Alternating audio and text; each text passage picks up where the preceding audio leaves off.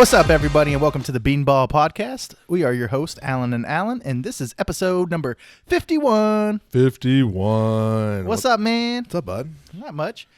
How's the kids this week playing baseball? It's all right. We had a game the other day. Nice weather, but it's hard to get them focused, man. They're just like Peyton didn't want to focus at all. We had him on third base. He's just down there like in the dirt, like filling up the little holes that are down in there and stuff. I'm like, dude, you got to pay attention. And like the other day, he was like, there's a bug. And he wanted to like flip it over. And I'm like, he just kept wanting to play with it. I was like, I got to get this bug out of here. So he wasn't paying attention. And all the kids were like hitting shortstop, third base, pitcher area. That's where they mostly go right now. And he wasn't paying attention. I was like, dude, you can get hurt. Because they had a kid, there's like 6 probably, who could rake. Hit it to the, actually hit it to the outfield.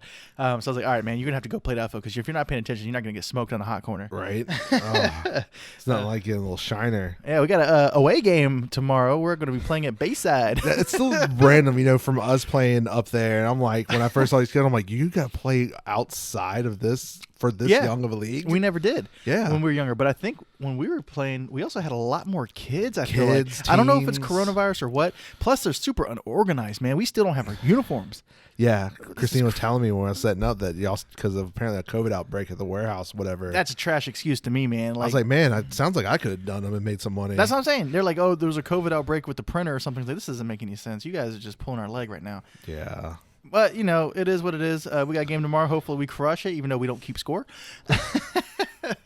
And everybody gets a hit regardless if you get an out or not. I guess the only way to keep track is if your kids actually make plays and get an outs. Because getting an out is a huge accomplishment itself. There you go. All right, well, let's get into some baseball talk. Really, we're going to go over not really much news. We're going about hot topics.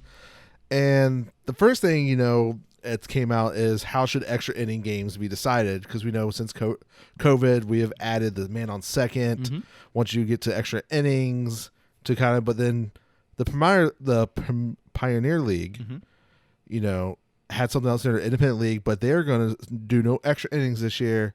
They're going to do a home run derby. Whoa. So the press release said, to avoid the strain of our pitching staff, the Pioneer League will not have extra innings, but will rather employ a first-of-a-kind knockout rule that resolves tied games to a head-to-head sudden-death home run duel. Dude, that's crazy. Yeah. Under the rules, each team designated hitter will receive 5 pitches with the game determined most home runs hit.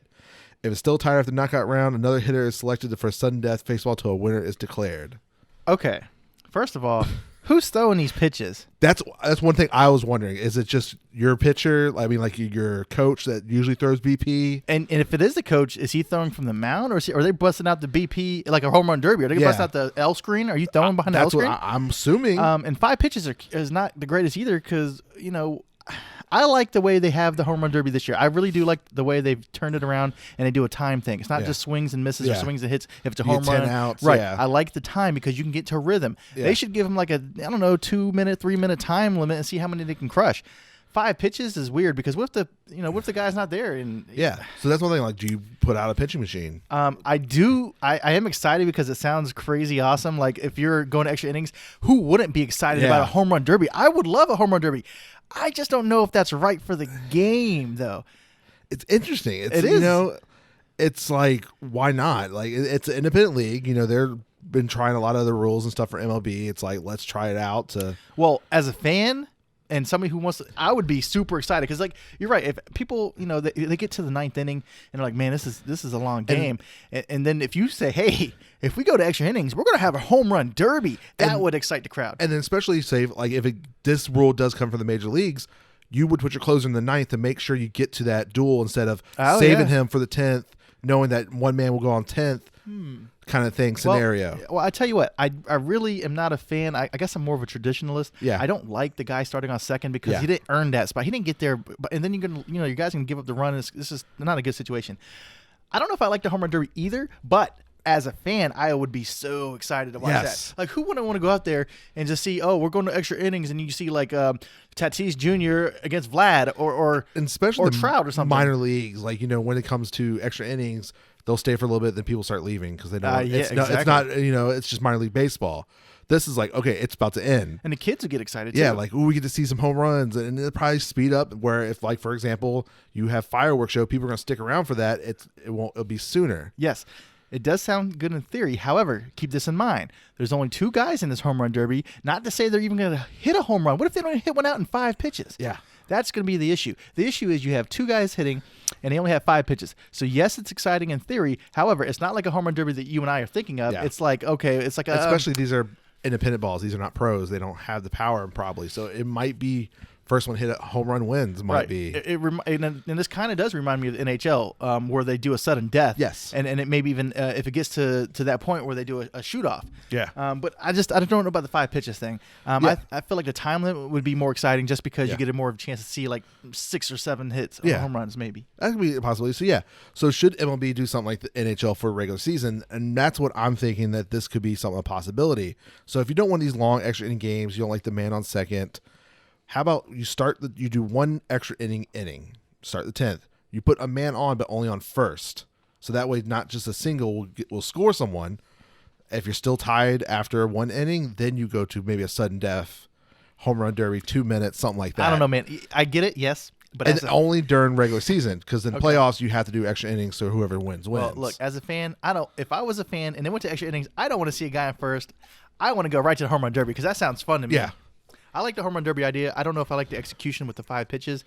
But I'm sure they'll work it out. I think like a minute or 2 minute timed, but something like that. Believe me though, man, I would be super stoked as a fan watching the game, and it's like, oh, we're about to have a home run derby to see who wins the game. Your best versus my best. And Let's see it. And you think about, you would save pitches because you don't have to go like, oh, we got 14 innings, 15 innings. Yeah, you're not going to have like a Rizzo in there throwing especially if there's a day game ball the next day, then you're absolutely screwed if it goes to a late game. Yeah. This could be a future possibility. Will it bring excitement back to baseball? Possibly. I'm excited. I can't wait to see how it does this year. Look, I'm excited just because I think it would be fun. I think it will be too. All right. Well, then let's move on. So the next topic we want to talk about is replays in baseball. So why do they miss so many calls? It's been like, first we talked about a couple weeks ago with the big home plate issue with Atlanta. Yeah. And then there's been like other calls where you can't be reviewed, or you have so many seconds, and then it's on their discretion. Like, oh, time's over. Like I think the other day it was the Yankees game. Mm-hmm. Aaron Boone was trying to figure out if the person scored before the 3rd out, and before he's like, do I want to review it? The ump said time, and then he got ejected. It did look close that he did score because it would have, I think, tied the game by then. And it's getting a little ridiculous. I think I get you there, but I feel like it should be used like in football. If it's a game changing play, like that changed the game. I feel like it should be reviewable. It always comes to my mind when we talk about this in Armando Galarraga, who missed out on his no-hitter because of that botched call. Yeah. And that's where replay should be there, something like that. I don't know, man. What do you think? The time limit was weird this year. They're trying to shorten the game. Like you only got I think, was it 15 or 20 seconds to ask for a review. Well, I feel like if they're watching a play live and they feel that it was a blatant missed call, then they should know right away, hey, we need to go challenge that. But if they really have to let's look at the replay to see if it's even close. And they got to call someone. I get that. It's so close. You got to call someone like, what do you think? Yes, right. No. Like, okay, headphones. Exactly. Or that's a little bit too much. Yeah. But I get it. 50, I think it's 15 or 20 seconds, but it's close. But I think you should be able to challenge until the next pitch is thrown. Or maybe they should do something like football. Maybe you can challenge whatever you want, and then if you get it wrong, then you only get one more. Yeah, if you get both right, then you can keep challenging. There's nothing with a timeout, but if you win the first one, then you get to challenge again. But if you lose the first, I'm just saying maybe you get 2 a game, and if you win both, you get an extra one or something. Yeah, I think it is like that in baseball, but I think it's just the umps is where it's getting called, where like the robo umps, like we see the balls and strikes where you cannot be reviewed. And some of them are just getting ridiculous, and this is why I think the robo ump is getting tested this year. Like, this could be the future, but it's going to be like the robo ump's there, yes, but then there's still going to be an ump behind the home plate to call the slides. Well, why is that if they have the slides? Okay. Yeah. Well, they could. Yeah, I get what you're saying. I don't know how they would go around that now. Unless they had a bunch of different angles and stuff, and somebody upstairs calling it, depending on what happens. That'd be weird, but it could happen.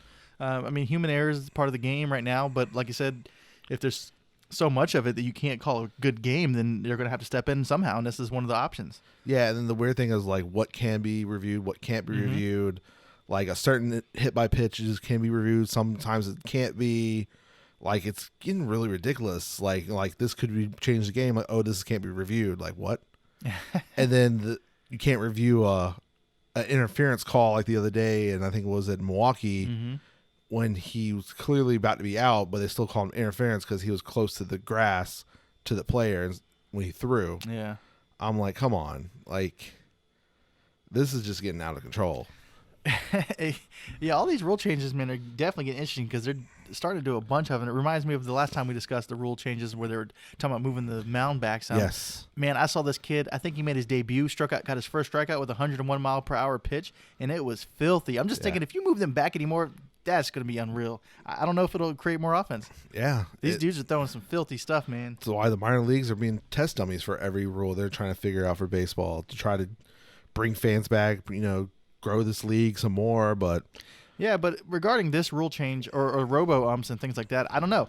I feel like the umpires need a lot more training.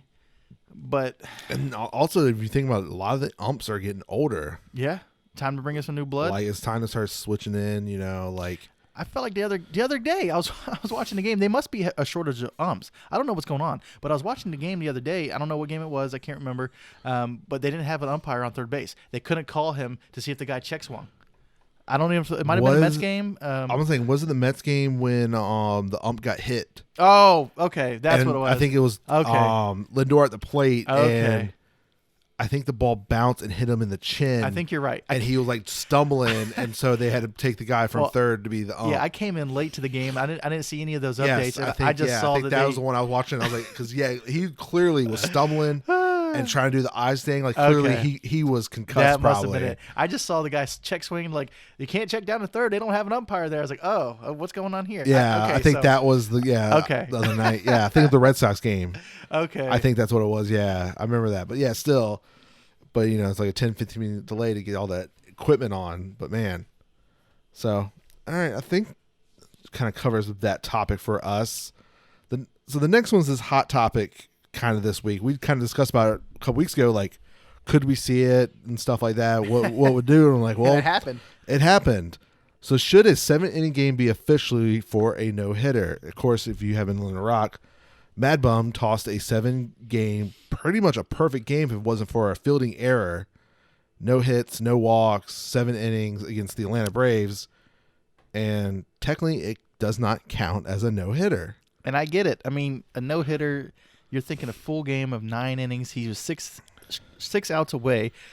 But, it's the way they're doing it this year. It was a complete game. They scheduled it for 7. It's not like it was a rain delay, right. Or it's like, okay, something happened and the game was supposed to end in 7 and it did. This was a MLB rule. I mean, I don't know, man. I feel like it should be counted as a no-hitter, but not like maybe I don't know. I feel like it should be a 7-inning no-hitter. Yeah, I think it should go down as a no-hitter, kind of like, remember back in the days, I think the big thing was when Rogers, Maris, and McMahon was going after Babe Ruth's record. A lot of people were like, this record's going to be in its own record because they had more games. They had a lot more games, yes. I like that. Okay, well, this is technically an official game. It's not a rain out where it's, it's 5 innings official. No, this was MLB mandated 7-inning game because of COVID. He pitched a no-hitter. He should get that in the record book. Right.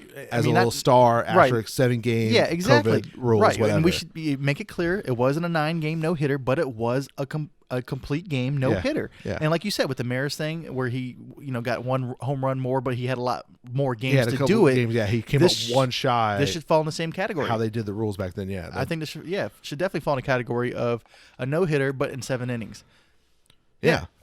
I mean, I can't take nothing away from it. It's not his fault that the game was over. And then it was a double header, and the next guy only allowed 1 hit in that game. Exactly. Yeah, they got 1 hit in 2 games. Nuts. Yeah, against Atlanta Braves. Which who would have thought? Yeah. I mean, if you would have said, I don't know who's bad right now, I was gonna say the Rangers, but I don't. Yeah. But still, which they have been no-hitted. Exactly. It was the Braves, a good team. Yeah. So I mean, yes, there should be a little bit of a marking there saying, hey, this was no hitter, but it was in 7 innings. But still, don't take nothing away from it because he did it. Yeah, and then I think I shared on our Instagram Cut, which is official MLB Instagram, shared the thing where it's like, oh, like, congratulations, it's like doesn't count. I'm like, that's messed up. He did work. Unfortunately, yes, it's 6 outs from an original game, but you made this original official game. Exactly. It's not exactly. He played your rules, your game. It's not like it was out of his control. Right. It's not like it was 6 innings. Oh, it started raining. Oh, we're calling it. Okay. Is it? I got a no hitter, but Right. I mean, I get everybody else complaining and yelling, "Oh, well, there's still 6 outs. It's not a complete blah blah blah. How many other guys took it into the 7th or 8th or 9th and blah blah blah." I get it. I get what you're saying. I'm not taking nothing away from that, but I'm still not taking nothing away from what he did in the game that he was allotted. So yeah, there it is. Yeah. Sorry about your luck. It's your rules. He played by it and no hitted one of the best teams in baseball and should get recognized for it. Yeah. All right.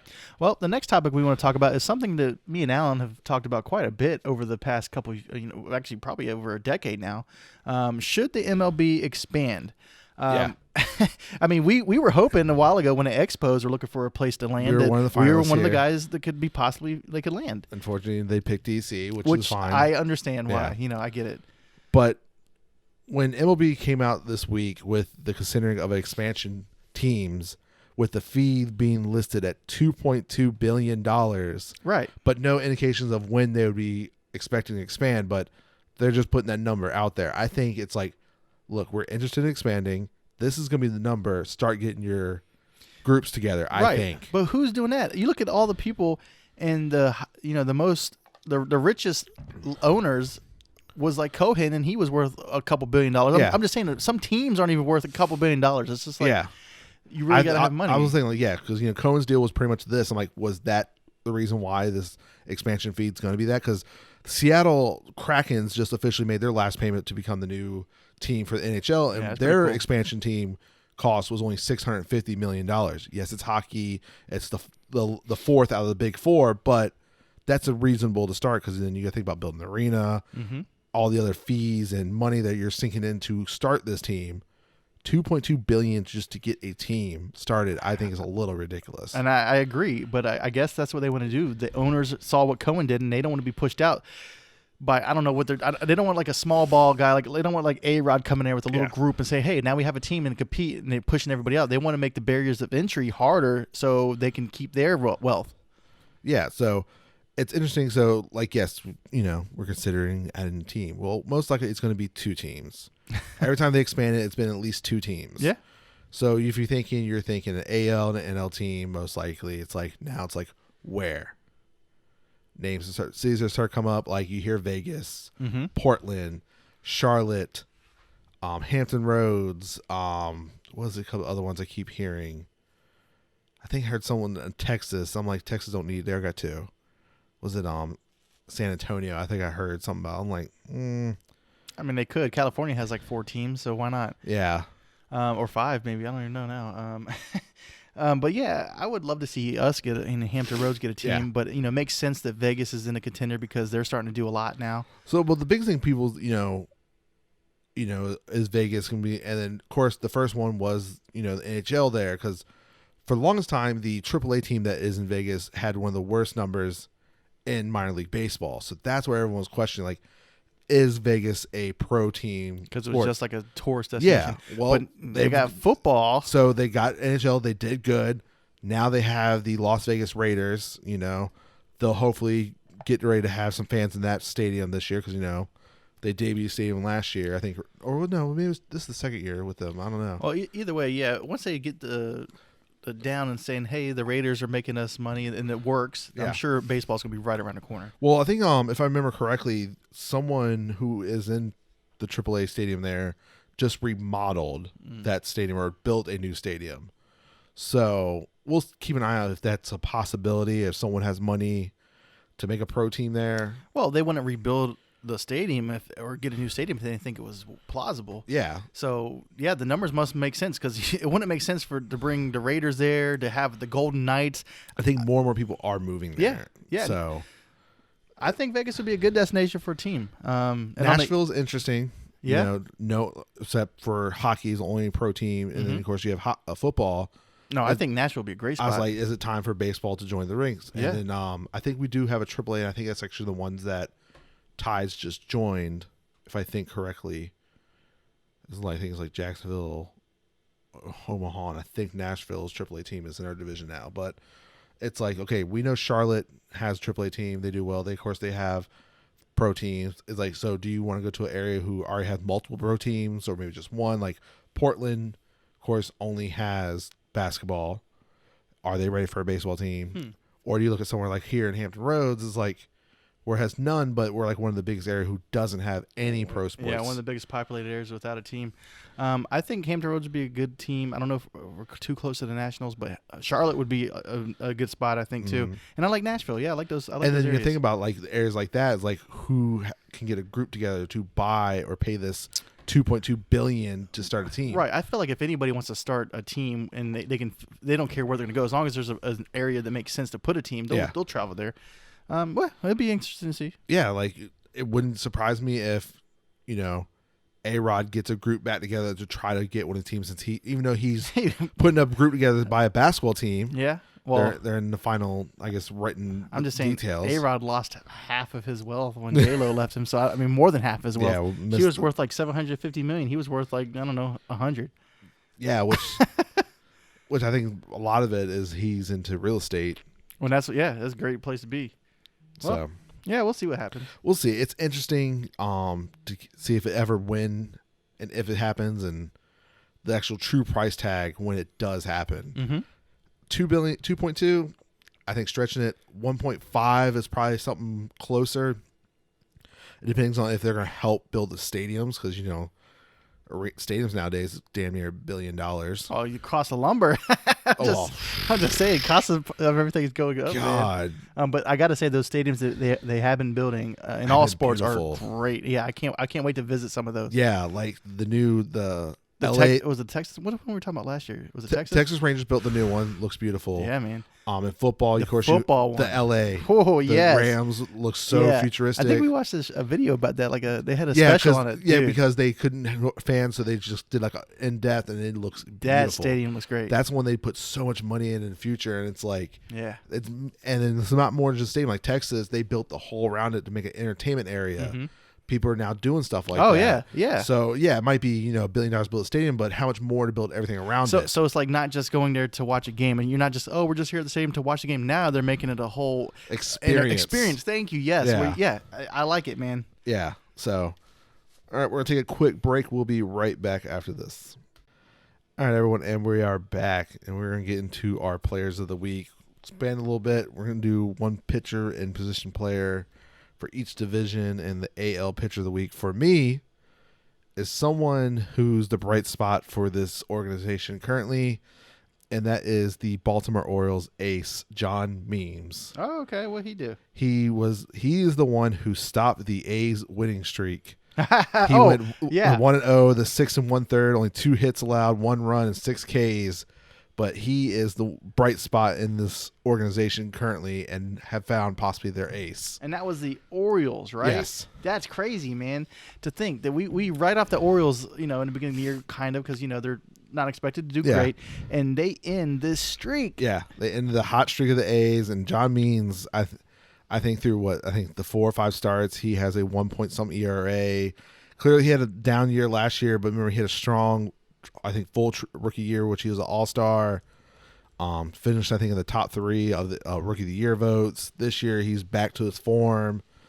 This is the bright spot for the Orioles. That looks good, because this possibly could be your ace of the future. We'll see how he does the rest of the season, but so far, so good for him. Yeah, man, that's pretty good. Good for him. I'm gonna say, my pitcher of the week. I don't know. I'm gonna go with Ohtani. I haven't seen what he's done. I know he got a win, even though he gave up a lot of runs. But just what he's doing in general, being compared to Babe Ruth and finally living up to it. Yeah, I'm gonna give him his due, because yes, his pitching is great, and he might have struggled his last outing a little bit, but he still got the W.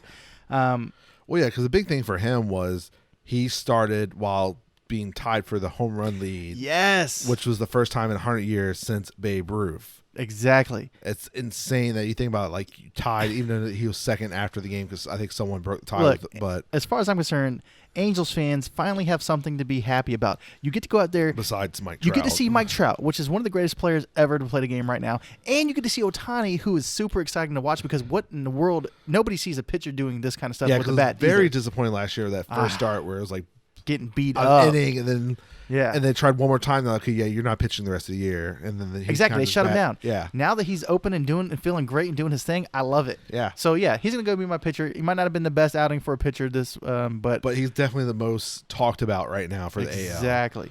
All right. Well, then who do you got for AL player? Player is a guy who everyone thought would eventually become that guy.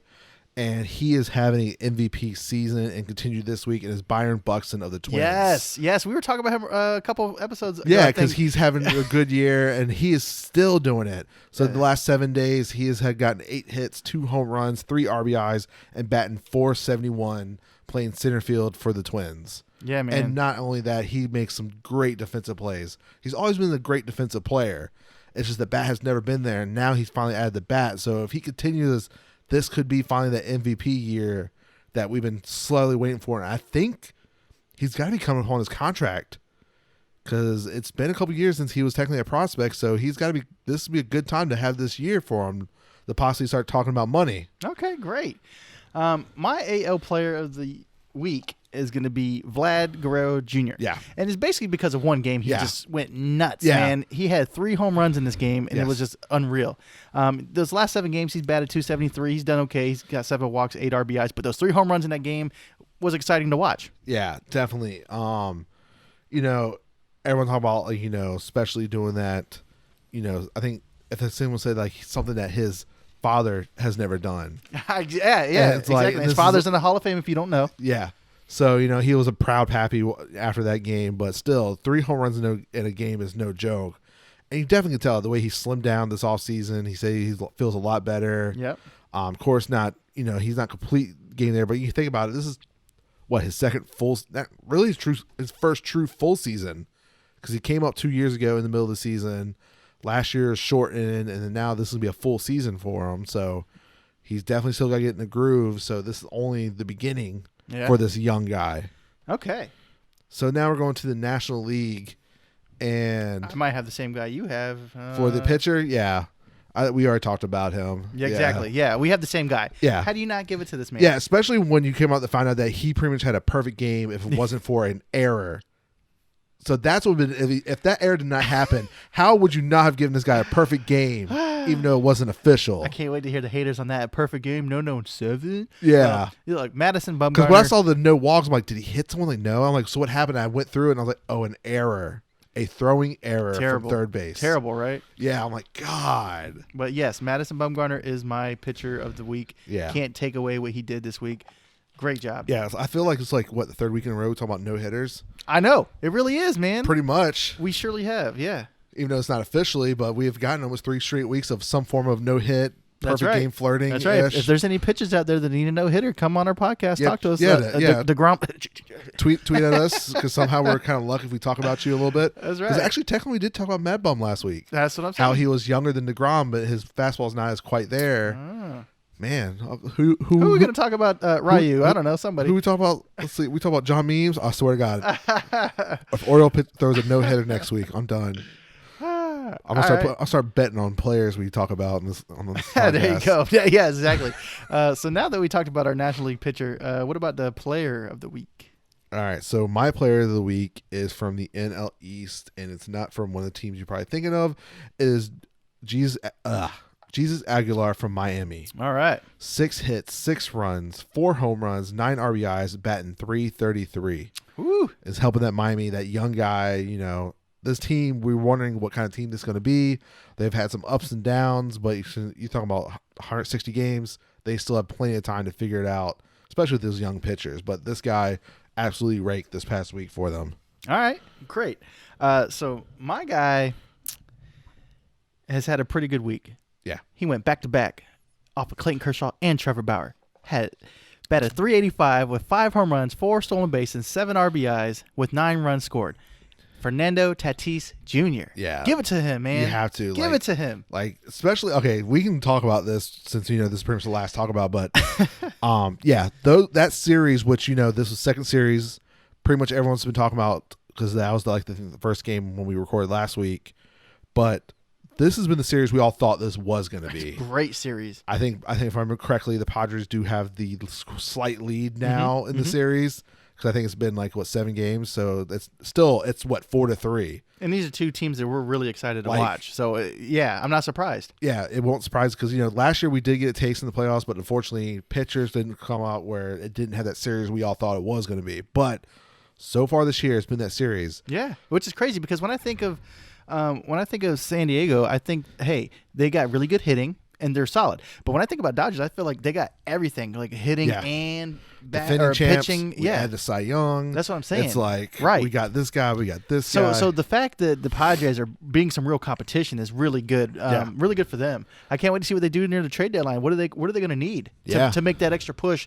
But yeah, so that first home run when he hit off Trevor Bauer, and of course mocked him with the covering the eye, when Bauer said something about I could strike him out in one eye during the spring training. Yep.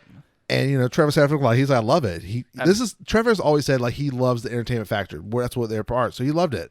They kind of jab back and forth on Twitter. It's like because then also there's controversy of the second home run where it looked like Tatis looked down, knew the sign was, and that's when he hit the second home run. And of course everyone's kind of frowned upon taking that little glance down. So there's that. I get it. So, but yeah, man. But you know what? I like what he did. Like you said, cover the eye after he's trotting around the bag. Kids having fun. Yeah, and that's what we like. We like to see them have fun. We don't want to see them just trot around, be boring, and then if they show any excitement, get thrown out. Like, Nick Castellanos. It's crazy. Flexing on them, get 2-game suspension to hype up the crowd. So that's my player of the week. I liked what I saw. I liked the series. I hope the Mets can get a conversation, but the San Diego and Dodgers series is pretty exciting to watch. Yeah, it's living up to all the hype we thought it was. I can't wait for the next series. Who knows? It's probably gonna be a break now because I feel like when you play teams close to each other, especially division, it takes a little break. So. Oh yeah. But man, this is gonna be an interesting series to keep up. Even though Giants are throwing their name in that ring still to kind of be involved. So remember, they only missed the playoffs by 1 game, unfortunately. So they have not quieted down yet. So, all right. So that's it for the main topics, but we're going to go a little off script, and we got to talk about something that did happen that you want to talk about. Yeah, man. We were watching the game, and next thing I know, Bryce Harper took a 97-mile-per-hour fastball off the face, like right in the face. I couldn't believe it. I was like, oh, my God, this is Giancarlo Stanton all over again. Yeah. When I first saw the clip, I'm like, oh, please don't tell me. Yeah, I look, when I first saw it, I had to watch it like 4 or 5 times because, like, did it hit the helmet or did it go right under it? Yeah. I was like, every time I watched it, I was like, he walked off on his own. I was like, dude, that had to hurt.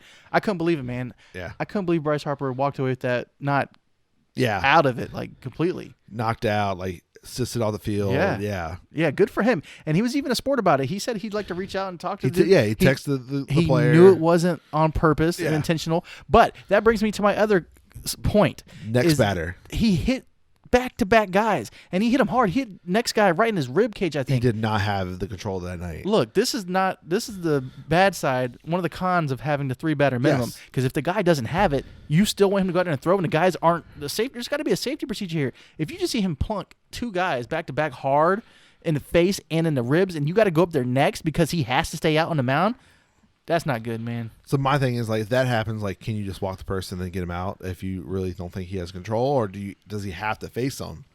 And as a coach or a manager, you don't want anybody else on the bag. So, yeah, you're right. I mean, of course, after the second player got hit, Joe Girardi went out there arguing, of course, got tossed. And, of course, both benches got warned, right? Well, I think they yelled something along the lines of throw it over the plate or something. Or was it? If I remember, something like that. Either way, man, yes, it was not a good situation. And in the MLB, you do not want your star players getting hit in the face. I don't care who you are. Do you think Bryce Harper's going to start wearing a face guard from now on, or you think he's no? I mean, it didn't hit him in the chin. It hit him right in the nose or something. Yeah, it was like it grazed his nose and kind of got his cheek a little bit. Have we seen him in days since then? Is he got a black eye or something? I think so. I think he tweeted it or Instagram a picture, if I remember correctly. Let me try to pull it up. I remember seeing something. And it did not. Because all I'm thinking is a couple days after, that eye probably looks terrible. Or his nose or whatever, his face in general. I did a video. He got a little black eye. Okay. So. Everything came back good. A little bloody nose. Let me see. All that kind of stuff. Like, not too bad. Just a little swollen. Okay. Yeah. Better than I thought it would be. When you take 100 mile an hour off the face. Yeah. Yeah. I mean, he looks great for what happened to him. Yeah.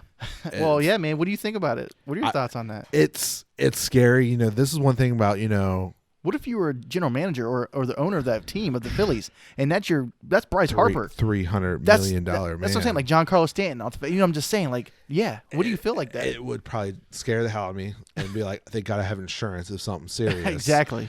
But this is where, like, we're talking about, like, you know, the extra foot would have made a difference where he could duck further, maybe, if he saw it, you know, the extra foot, Well, maybe. It's kind of hard to see that coming too. I mean, You know, you have a foot. You're talking about maybe half a second, if that difference. Maybe we don't know exactly. Well, yes, if you back, because there'll be a slower ball, most likely a little Yeah. bit. So you might have a split second. you'll definitely have more reaction time. to maybe try to get out of the way where I it just don't- could have saved it from not being hit. We don't know for sure. So now my next thing is, yes, it's Bryce Harper, big name, whatever, this and that. But after you take a 100-mile-an-hour ball off the face, do you come back and still stand in the plate and get ready to grind? Do you have the mentality, or in the back of your mind, are you always thinking about it? I think you always got to think about it. Especially, I think that's what happened with Stanton there. That I think that next year after that happened, I think where it came close and he, you know, it brought back memories. You think about how, remember his face like shattered. That's Yes. something like that. Yes, his I is completely different. Yeah, Yes. but Harper, you understand, you know, it wasn't meant, but it I'm probably, just saying, does that change you as a player moving forward? Like it could, you know what I'm saying? It could affect some people negatively. the only good thing, like, you can think about it as a baseball player, that my contract is guaranteed. But At this end of my career, yeah, I'm but good, but still, I mean, it's I definitely mean, going to second guess. I think he'll get through it, but I'm just saying, you know, it could play That some first PTSD, man. You never week know. or so, anything close to my face. I guess what I would do is the best thing to do if he's healthy right now, get right back in there Yeah. and see some balls and start hitting, even if you know. Yeah, but that first one that comes near my face will probably scare the hell out of me. Like, here we go again. Right, and then but if that triggers you and you're a pitcher, you're gonna throw high and tight just to get that mind going, so you can get him. If he starts backing out a that's lot, what I'm yeah. saying, man. So I don't know how this is gonna affect him. It's a bad situation. I don't wish that upon my worst enemies. And you know, I'm not a huge Bryce Harper fan right now, or ever been a huge Yeah, Bryce Harper 'cause he's fan. a But I don't want to division see nothing happen. rival. Yeah, you exactly. don't ever stuff like that. Never want to see that happen. All right, and then I kind of got something I kind of been wondering because, you know, other teams. So we talked about last week with MLB TV's growth and how, like, could there be a way where, you We're know, not blacked out. blackouts. Yeah. So if you break down between the other leagues, of course, you know, NFL just signed their massive TV deal. Of course, it's football. Yeah, football. You're talking $100 billion deal. And they're talking about It's- getting another week. and you're talking about $10 billion a year for the football. Yeah. So between the major sports, you know, because football, they only have Fox, you know, those Mm-hmm. where CBS, Fox. and then you hear about, of course, NHL's new deal. They're getting there with ESPN, and what I think NBC's completely losing it because now it's going to Turner. Oh. So it's- TNT getting it? TNT's getting hockey, Wow. so they're changing everything up next year for hockey. Okay. So it's like baseball. Like, what exactly? So roughly between ESPN, TBS is getting a new deal, MLB Network. and yet, so they make about $2 billion just for the main contracts. Okay. Then, of course, every team is different. Mm-hmm. So, of course, Dodgers have the most at Yeah. like $400 million a year. Of course, their network, but that's why everything's blacked out. Mm-hmm. I think I was listening to the Starting I guess Nine you gotta- podcast. Yeah. He said he's never Dallas Keuchel? Braden, the guy who does Starting Nine for Barstool. Oh. He said he's not watching a Dodger game because everything's blacked out. He don't have cable, but you have to have their cable channel is the only way to watch Dodger games Yeah. if you live in that area. I think that's ridiculous. And then, Yeah. like, I looked every other kind of the cheapest deal I think is Miami, which I understand now why Jeter is probably having a hard time having money and stuff. They have the worst TV deal in baseball, I guess, when they signed the new Inherited deal. it or something? Yeah, it's like they get like $30 million a year, something ridiculous. Oh, man. Yeah, they did like a $250 million deal over 10 years or something like that. That's something not- stupid. Ugh. I'm like, wow. No wonder they can't have money. But stuff like that is like, okay. And then NBA's is almost up. Mm-hmm. So they now see football with $100 billion deal. Their original deal they're now finishing up on was $25 billion. Now you're thinking we're going to probably get close to $75 billion. So your two sports that are growing are getting these huge TV deals, and baseball's down here only getting $2 billion. Yeah. Yeah, I mean, and blackouts are a big reason. So it's like when I looked up and like each team is, if you came out to that, it's like I think what is it like $25 to $30 million from just the big networks. okay. Is there? And then I did the math roughly for 2019, the subscribers that they had for the MLTV contract. Mm-hmm. You got to almost $500 million from just that. Yeah. I mean, that's the age we're in. Yeah. People are cable cutting and they want to subscribe to things. Would so, yeah. people be interested in paying more for MLB TV to get no blackouts? And I think that is correctly. I think people would. It's $120 right now. Yeah. If you pay $150 or $160 to get no blackouts, a lot of people would probably. Yeah, I you think get to watch every game because if you just have cable, you're already limited. You're not able to watch many games except for what's close by. So like you can't. If you get the MLB package or whatever, yes, you can watch any game you want, regardless of what rain it is. out. Oh, what other game's on I can watch? Exactly. I think that's definitely the way to go moving forward. I'm not sure how they're going to structure it, but that's the way of the future. And they already kind of know that. They got games on YouTube this year, and so they know that people are watching online. But they got to know that nobody wants the blackouts, and a lot more people are getting rid of cable and going straight internet. Yeah, I tried to look up and see what NBA package, what's their, because, they share everything. They're growing. Football's still the one everyone hates. Maybe that's something they need to do. Maybe all the teams need to get a revenue off of is there something that they can stream? Yeah. Like if you bump it up more, you get a percentage. Everybody gets a share. Yeah, exactly. Even split share to make it up, like something that makes sense. Or give some like the bigger market teams a little bit more back, like the Dodgers or something. I get it. Yeah. That's something to look into. I think that's a good way to go about it. Yeah, because football is what, $400 for the season. Yeah, but for that Game Pass. But yeah, and we all thought it was about to end, and nope, it re-signed. Yeah. DirecTV, like I really thought Amazon was going to get it or someone where they could make it affordable, but nope, DirecTV still, which everyone hates DirecTV. They're cable cutting. It's really the only reason why, if you have DirecTV, because you have the football package. Mm-hmm. Baseball, they added the MLB TV, and I think it's ridiculous that MLB TV is like $30 to $40 cheaper than you can get through cable. Yeah. When I first saw that, I was like, you gotta be joking me, right? Yeah. I'm like, I can get an app, which pretty much everything nowadays either has a smart TV or a Fire Stick, easy to Google access. Chrome, something. Absolutely. To get that app. Absolutely. And you want to charge me $40 extra? Yeah, good luck. Yeah. Well. Yeah. I think that is it for us this week, everyone. I think that's it too. So this is Alan signing off. We hope you have a good week. Some great baseball. See if Yankees can. They won a series. I'm not counting them out, man, because I know on paper they look great, and I know they're going to have to get it together sooner or later. If they don't get it together, I wonder how quick they're going to get rid of Boone. Is it All-Star break if it still hasn't been corrected? Well, with this team and you're not doing it right, yeah. They're not. The Yankees are not known for waiting it out. And the surprise is with that leaked this week that Angels had talks with Yankees about acquiring Judge. Whoa. Not really. They said deep conversations. They kind of touched bases a little bit. That would be crazy. It's like, are they really ready to give up? That'd be a game changer. On Judge? Look, that'd be a game changer in my opinion. I just want to know what they would want for him. Maybe that's why talks didn't really increase. Because they probably like, look, we'll do this. No, I'm good. Yeah, I don't know what they'd want from me either. Something stupid. Oh, give me Rendon. Yeah.